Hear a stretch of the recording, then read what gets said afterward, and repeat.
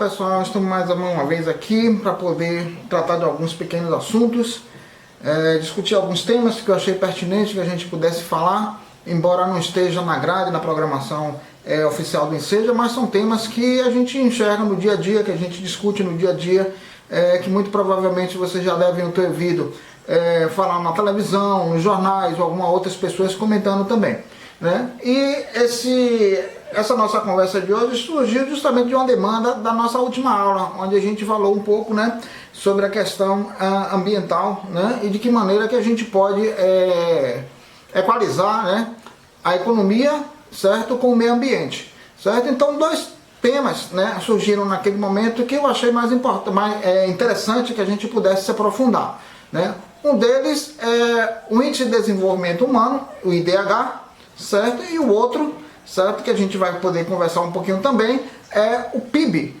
Produto Interno Bruto. A gente vai falar um pouquinho sobre esses dois temas, né, que são temas bastante pertinentes, né? Primeiro, Índice de Desenvolvimento Humano, que a gente comumente, né, chama de IDH. O que é o Índice de Desenvolvimento Humano? O Índice de Desenvolvimento Humano ele foi criado para poder medir a qualidade de vida de uma determinada população, certo? Porque o que acontece? A riqueza não necessariamente se traduz em qualidade de vida, certo? Por exemplo, o nosso país é um país, né, que é tido como um país bastante rico, sobre diversos aspectos. Nós temos uma indústria que ainda é uma indústria de peso, nós temos recursos minerais em grande quantidade e de grande valor, nós também temos uma agricultura e uma pecuária de grande volume, certo? Isso tudo se traduz em riqueza, certo? Mas essa riqueza, ela chega à população como qualidade de vida? Infelizmente não. A gente sabe que o Brasil é um país que é considerado bastante problemático, principalmente quando a gente fala em questão de igualdade social. Existe no nosso país uma desigualdade social muito grande, justamente porque toda essa riqueza que é produzida, certo, ela não chega, não é dividida, né, de forma igualitária em toda a população, né? Nós temos uma pequena parcela da população, né, onde tem uma quantidade muito grande de dinheiro, vamos colocar dessa forma assim, enquanto que a grande maioria do nosso povo realmente vive passando necessidade, certo? Então o IDH ele veio justamente para poder, né, tornar isso um pouco mais realista, né? Ainda que nosso país seja um país rico, ele não necessariamente se traduz em qualidade de vida para a população. Tanto é que o nosso IDH ele não é considerado um IDH alto, principalmente se comparando com os países de primeiro mundo, né? O IDH, né, ele tem como base três pilares. O primeiro é a renda, certo? Renda é justamente a questão do dinheiro, né? Quanto tem disponível para cada um dos brasileiros, certo? Ou seja, geralmente quando você acredita-se que quanto maior seu poder econômico, melhor qualidade de vida você vai ter, certo? Então, para que você possa saber se o IDH, né, ou seja, o fator renda, né, é um fator extremamente importante para fazer a elevação do IDH, certo? Então ele vai entrar também como um dos pilares, né, como um desses tripé, para que você possa fazer a análise do IDH de um país, certo? O outro é a educação, certo? Quanto melhor for a educação, né, e mais facilmente, né, a população tem acesso a ela, o ideal é que a educação ela seja gratuita, ou seja, que toda a população possa ter uma educação de qualidade de forma gratuita, né? Então, quanto melhor for a educação de um determinado país, de uma cidade, o que quer que seja, maior vai ser o IDH dessa população, né? E a educação ela é extremamente importante nesse processo. Porque o que é que acontece? Vamos pegar o Enseja como exemplo, né? Muitos dos assuntos que são colocados no Enseja, naquelas questões que a gente às vezes discute aqui, que são colocadas nas provas do Enseja, tem muito a ver com questões que são totalmente direcionadas, né, com a questão da educação. Por exemplo, a questão da discriminação racial, a questão da discriminação religiosa, a questão da violência, né, contra a mulher, contra a criança, né? Ou seja, um país onde você tem um nível educacional maior, certo?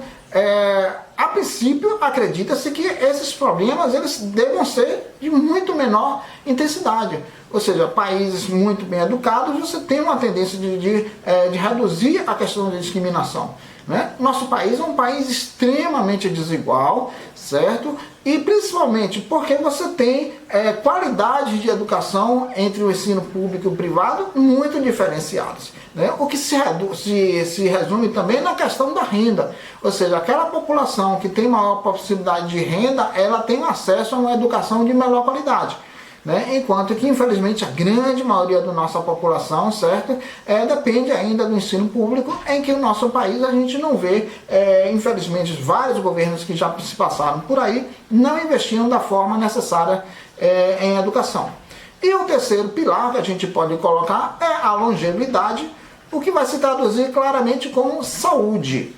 Certo? Ou seja, quanto mais saudável é uma população, quanto melhor for o acesso dessa população aos serviços de saúde, né? Hospitais, serviços de atendimentos emergenciais, serviços de atendimento que vai evitar novos problemas. É muito melhor você evitar um determinado problema antes que a pessoa adoeça do que você resolver o problema de saúde dela mais na frente. Sai muito mais barato, né? E principalmente, por exemplo, quando a gente fala de saneamento básico, certo? Ou seja, existe uma fórmula aí que diz que para cada R$1 que você aplica em saneamento básico, você economiza 5, né, em saúde. Ou seja, o saneamento básico, né, ele é extremamente necessário e ele também, né, se traduz em qualidade de vida, em saúde. Né? E o saneamento básico ele também vem da questão da divisão da renda. Se você utiliza, né, a riqueza gerada no país para você produzir saneamento básico de qualidade e para toda a população, ou seja, você está melhorando a qualidade de saúde dessa população, aumentando consequentemente a sua longevidade, ou seja, as pessoas vão viver mais e melhor, certo? E isso tudo vai, claro, né, fazer com que o IDH desse local, a gente pode colocar do país, do estado ou de uma determinada cidade, todos eles têm seus cálculos de IDH, certo? Então isso vai se traduzir no IDH melhor. Certo? Então, quando a gente falar sobre IDH, é justamente isso, é o Índice de Desenvolvimento Humano, que é aquele índice que mede a qualidade de vida de uma determinada população. E como a gente já colocou, ele tem como base a renda, a educação, certo? E a longevidade, que a gente traduz aí como saúde. Né?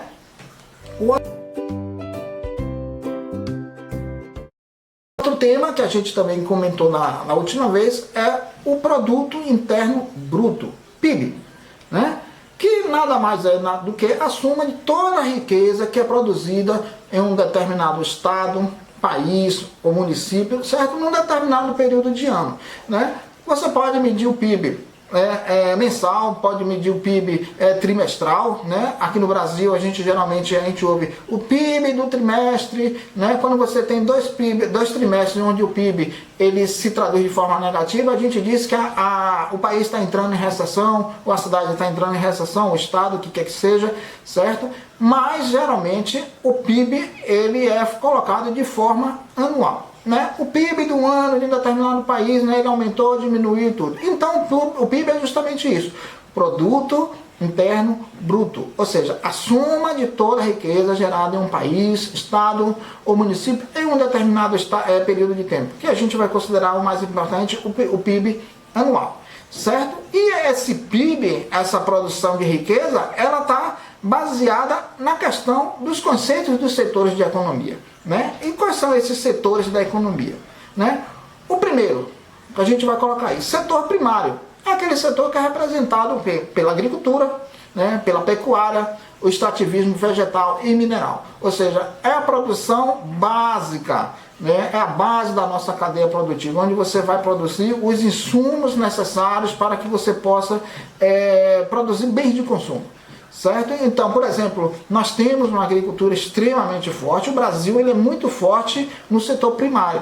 infelizmente vem perdendo muito espaço na questão da indústria. O nosso parque industrial ele vem sendo reduzido e a gente volta, né, no tempo, né, quando a gente tem uma sociedade baseada, né, a nossa economia com base principalmente no setor primário, né, agricultura, pecuária, mineração, extrativismo vegetal, certo? Todos eles fazem parte desse setor primário. É o setor que é a base produtiva da nossa cadeia, né? A base da nossa cadeia produtiva. O segundo, setor secundário, é o setor representado pela indústria de transformação, né? Ou seja, tudo aquilo que é produzido pelo setor primário, ele vai ser transformado pela indústria e você vai gerar bens de consumo. Por exemplo, na mineração, o ferro, né, que é extraído da terra numa determinada empresa de mineração, certo? Ele vai ser transformado pela indústria em veículos, em eletrodomésticos, né, em aço para a construção civil, certo? Então isso tudo, né, é uma indústria de transformação, que é o segundo setor. Indústria têxtil, aquele algodãozinho que é produzido lá no campo, tudo que é colhido, tudo, ele é destinado para a indústria e essa indústria vai transformar aquele algodão em tecidos, em roupas, certo? Cobertores e por aí vai. Uma série de produtos que são derivados, vamos colocar assim, do algodão. Misturado agora com as fibras sintéticas, essas coisas todas, né? Então o setor secundário é justamente aquele setor que é representado pela indústria de transformação. Ou seja, os produtos que são produzidos no setor primário, né, são transformados em bens de consumo, né? O terceiro, que é o setor terciário, é o setor de serviços.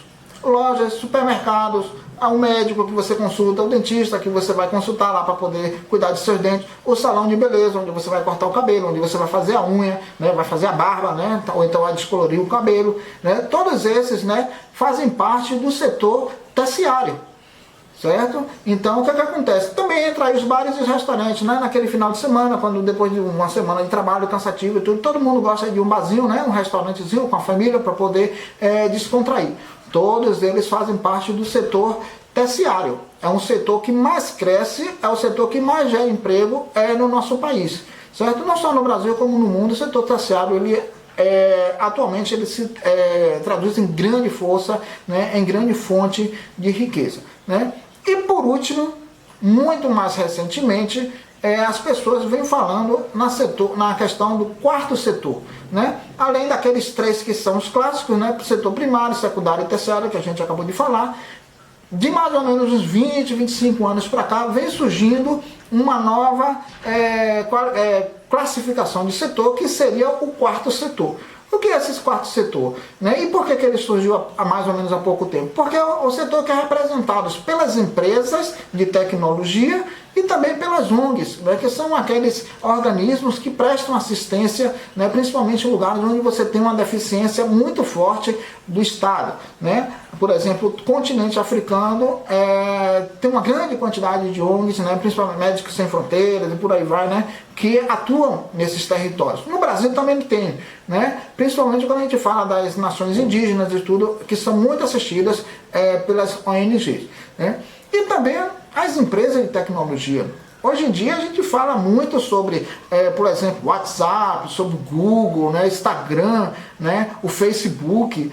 Todas essas empresas, né, que são empresas que são muito recentes e que mais ou menos há uns 20, 25 anos atrás não existiam, certo? Hoje elas são muito presentes no nosso dia a dia, na nossa vida, e elas são as representantes do que a gente chama hoje do quarto setor, né? Então, a gente falou um pouquinho justamente sobre esses dois temas, sobre o PIB, Produto Interno Bruto, que mais uma vez a gente coloca, que é a soma de toda a riqueza produzida num determinado país, estado ou município, num período determinado, e também o IDH, né? O IDH ele surgiu justamente para poder tornar real essa questão, né, entre riqueza e qualidade de vida, porque como a gente já colocou logo no início, né, o fato de um país, né, ser considerado rico não necessariamente significa que a sua população tenha qualidade de vida, né? Então foram esses dois temas que a gente resolveu conversar hoje.